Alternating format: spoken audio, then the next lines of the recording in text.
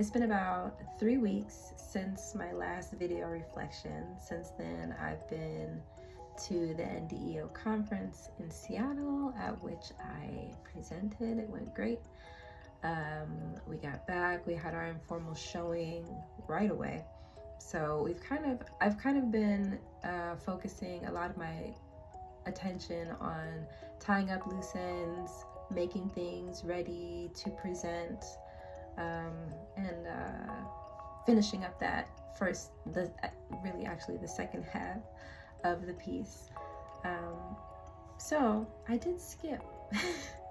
I skipped some things that we're gonna go back and get and bring into the second making half of the process.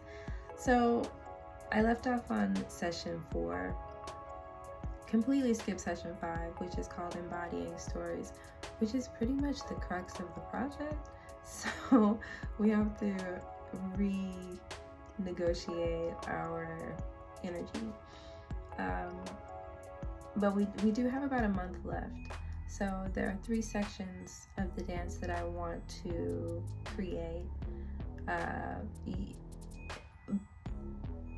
And I also want to focus on this idea of embodying a story and telling it from within. So moving forward, this coming week, we don't have any more rehearsals this week. We had one today. And we're starting from the very beginning of the piece now, building the backstory, if you will, to what we have already established. So as we choreograph this section, which I think a lot of the movement they already know, because this is the song I used for the audition. So we will just manipulate that movement and build some intentionality into it. But we're also going to be spending time figuring out how we find stories and embodying characters. It won't be the same as when we did it last fall, because last fall we were putting together something different.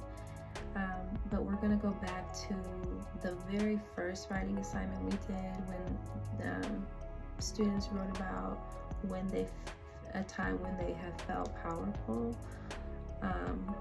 and maybe pulling out some of the characteristics of that experience or something like that, to start building that movement vocabulary from their experiences.